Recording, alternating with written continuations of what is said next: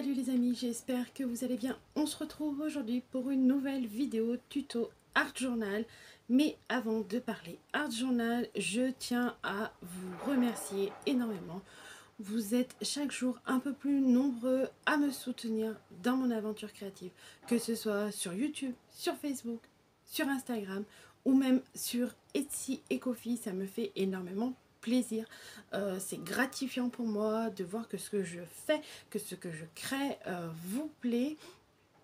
Et ça m'apporte énormément de motivation et j'essaie à chaque fois de vous montrer des choses différentes que l'on peut faire avec des collections de scrap digital, parce que c'est vrai que c'est pas évident, il n'y a pas beaucoup de...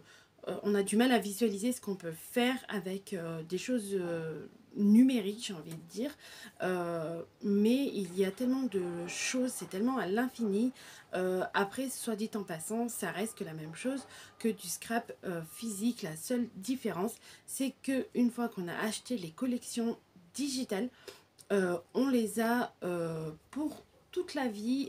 C'est réimprimable à volonté, à l'infini, dans le format que l'on souhaite, sur le papier que l'on souhaite. Vraiment, on peut vraiment se faire plaisir là-dessus. Il n'y a pas de limite. Vraiment, c'est exploitable jusqu'à la fin. C'est vraiment ce qu'il me plaît là-dessus. Et c'est pour ça que j'essaye de vous proposer des choses différentes à chaque fois, que ce soit en vidéo, en réel. J'essaye d'en faire un peu plus souvent, je ne sais pas si vous avez remarqué.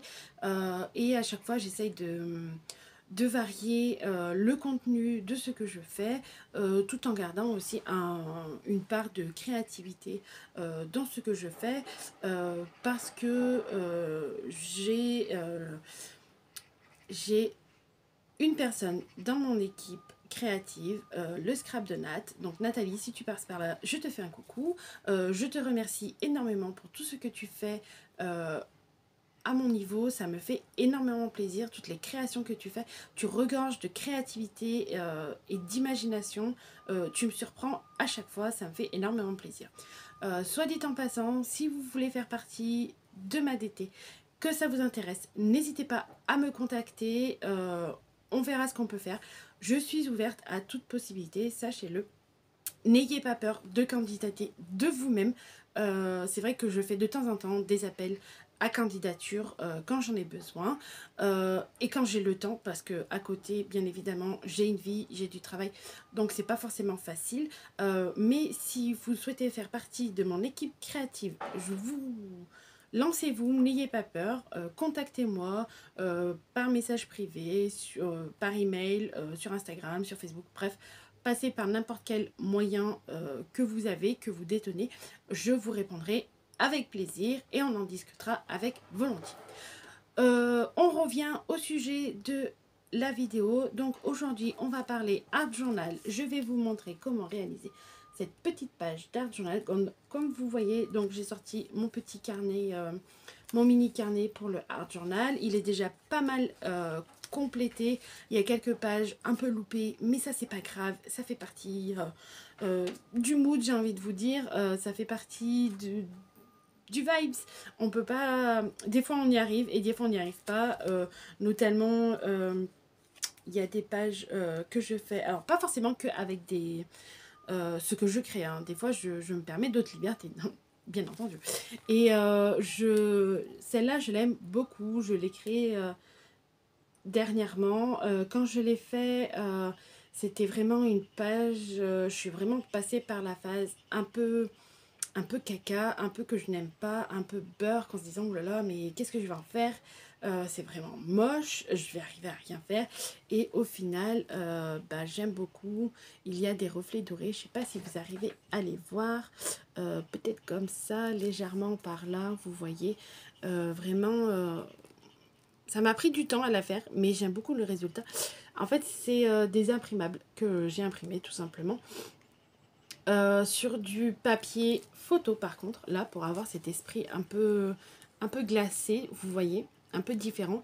Donc je l'ai un peu brillant, je l'ai imprimé sur du papier photo, je les ai découpés avec ma silhouette et vous voyez on a un beau rendu aussi. J'ai fait le fond à l'acrylique comme je fais d'habitude.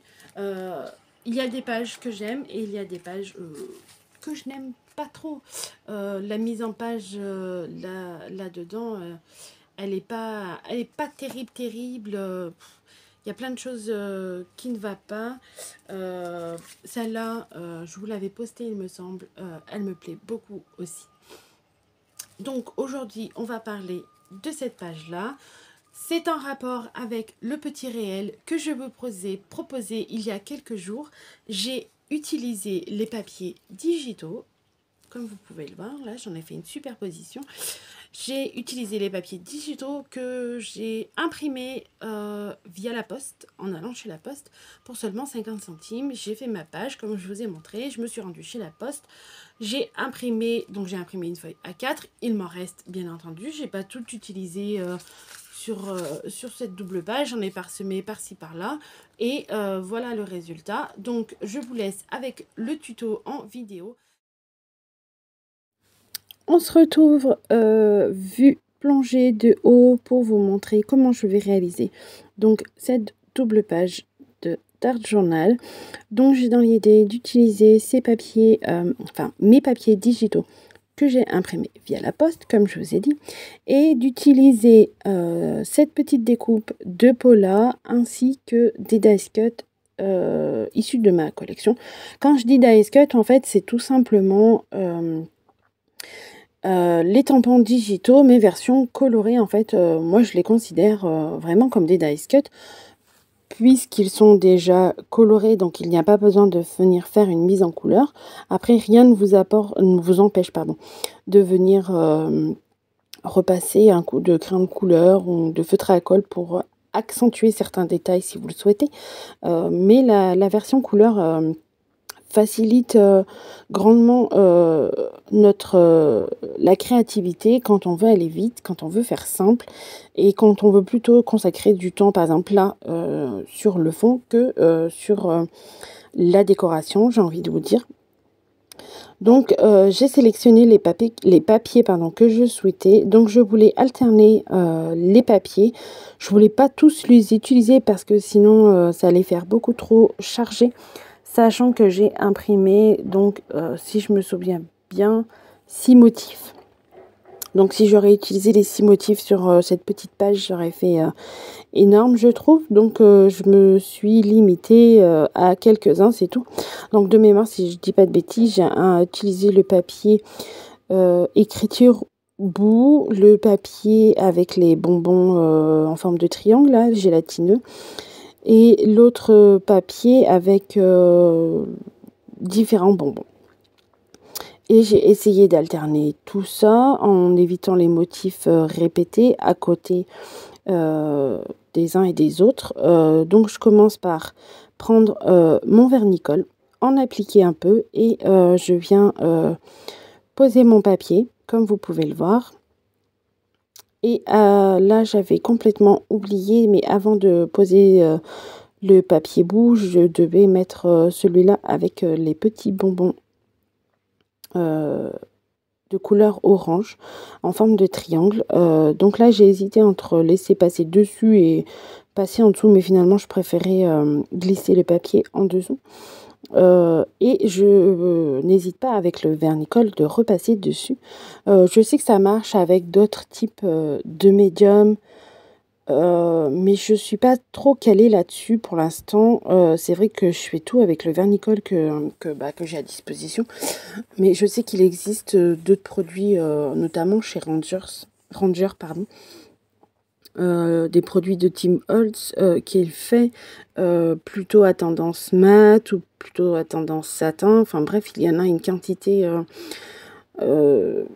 innombrable, j'ai envie de vous dire. Et je ne vous en parlerai pas pour l'instant parce que j'ai pas eu trop l'occasion de les utiliser et je n'en possède pas pour l'instant, donc je vous explique comment moi je procède. Tout simplement avec du vernicole, et quand je dis du vernicole, c'est ce qui sert à faire la technique du serviettage. Si, vous savez, quand on a des feuilles des serviettes tout simplement toutes fines, décorées, qu'on achète genre pour les anniversaires, pour les fêtes, tout ça. C'est ce type de vernicole que j'utilise. Et l'avantage de l'utiliser avec des papiers imprimés avec une imprimante donc laser, comme il y a à la poste, c'est que quand on utilise cette technique-là, ça ne bave pas. Parce que si j'aurais fait cette technique, mais avec des papiers imprimés de chez moi, pour avoir fait l'expérience déjà, et ben ça fonctionne, il n'y a pas de souci. Mais vous aurez légèrement tendance à faire baver l'impression que vous avez sur le papier. En fait, vous n'aurez pas un résultat parfait. Vous allez légèrement diluer l'impression que vous avez réalisée si vous avez une impression à jet d'encre à la maison.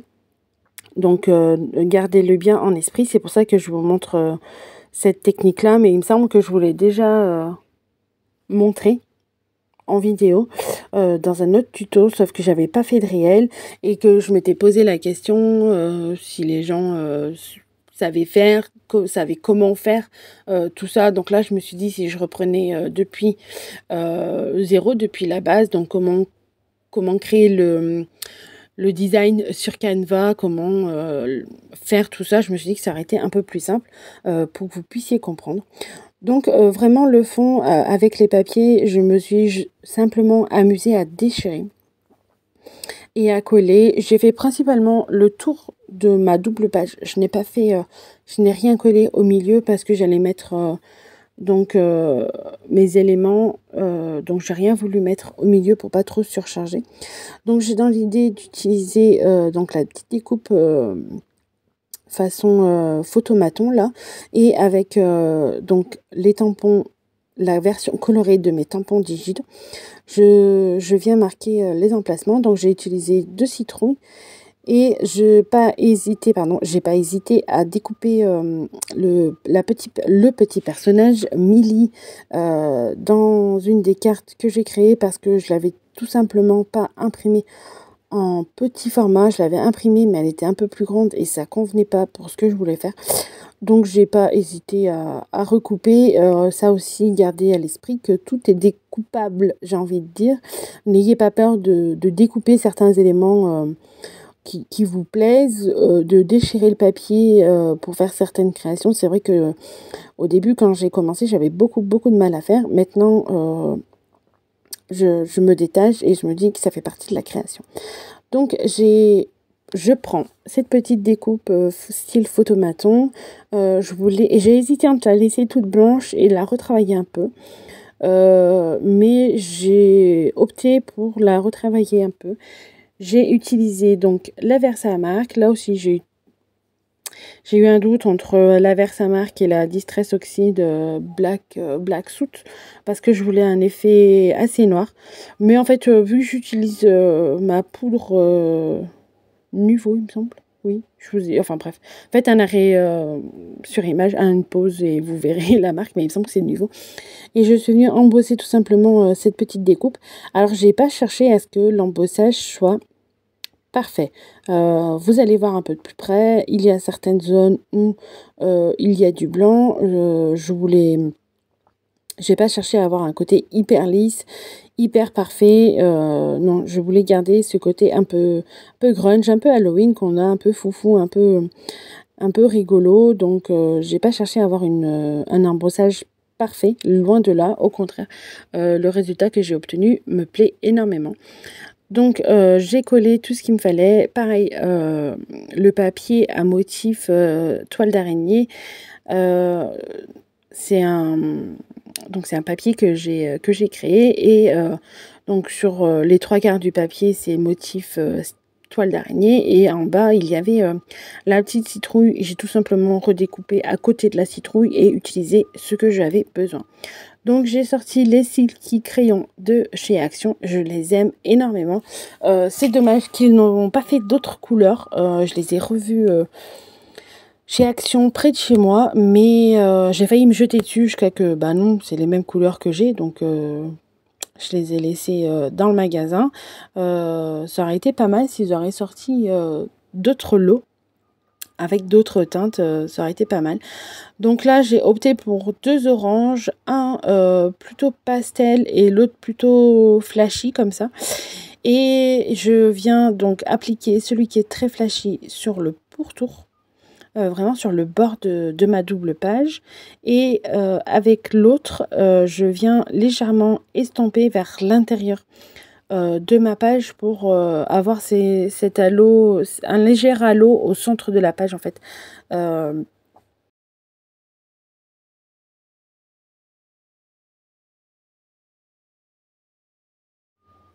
donc j'utilise tout simplement pour l'instant 2 couleurs, un orange plutôt pétant et un orange plutôt pâle.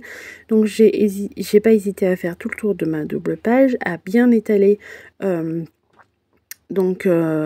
couleur pour avoir ce résultat. Et je viens prendre le noir. Je sens que je vais très vite l'utiliser parce que dès que je sors mes silky crayons, il faut toujours qu'il y ait du noir. Et je viens faire un léger contour. J'ai essayé de pas trop manger sur le orange. Je voulais quelque chose de un peu plus foncé, mais pas trop non plus. C'est pour ça que quand je vous dis que j'aurais aimé avoir d'autres couleurs, ça aurait été pas mal, genre un marron, quelque chose comme ça. Donc là, je suis toujours dans l'optique de travailler le fond de ma page et je voulais un peu compléter le milieu de cette page. Donc j'ai sorti un pochoir toile d'araignée. Et je voulais l'appliquer de part et d'autre de ma double page en fait, parce qu'il est j'ai juste une moitié en fait.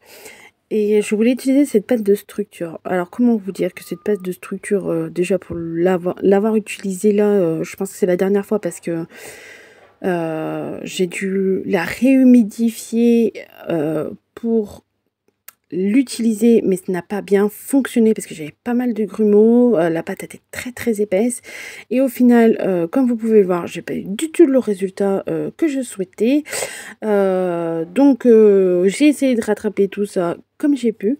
Ça m'a un peu frustrée sur le moment parce que je me suis dit mince, je voulais apporter des des paillettes noires quoi sur cette création, autre que l'embossage que j'avais mis déjà avec cette. Et pourtant quand j'ai acheté ce pot de pâte à structure de chez Nuvo, franchement. Je l'aimais énormément, il avait un super résultat et tout, donc j'ai essayé d'un peu d'étaler la pâte comme ça. J'aurais pu essayer de la retirer complètement, mais je voulais en garder un peu, donc je l'ai simplement étalé comme ça au feeling. Mais je voulais quand même rajouter le détail du pochoir toile d'araignée, quoi. Halloween sans toile d'araignée, c'est pas Halloween, j'ai envie de vous dire, donc j'ai simplement sorti une encre noire. Là, pareil, je voulais mon encre noire de chez Easing, la couleur réglisse, il me semble qu'elle s'appelle. Et impossible de remettre la main dessus. Je sais pas où je l'ai rangée, donc je n'ai pas pu l'utiliser. Je voulais pas utiliser la Distress Oxide Black Soot parce que j'aime pas trop le rendu finalement crayeux comme ça. J'ai de plus en plus de mal avec le résultat crayeux parce que ça me frustre parce que c'est des jolies couleurs qu'on peut bien utiliser, bien fondre, on peut faire pas mal de choses avec, mais j'aime de moins en moins ce côté-là. Là, pour le coup, je trouvais que sur le côté droit de ma page, j'avais un peu trop de noir. Donc, j'ai essayé d'adoucir tout ça. J'ai collé tous mes éléments, comme vous pouvez le voir. Donc, le petit titre, les petites bannières, déguisement obligatoire, ça faisait simplement partie de la petite carte style Project Life que j'ai créé et où il y avait Millie au milieu en fait. Je suis venue simplement récupérer ça pour faire le titre de ma page. Comme vous pouvez le voir, l'embossage n'est pas parfait, mais c'est pas grave. Ça rajoute un côté un peu plus halloweenesque, j'ai envie de vous dire. Si cette vidéo vous a plu, n'hésitez pas à liker, à partager et à commenter. Et je vous dis à bientôt pour une nouvelle vidéo.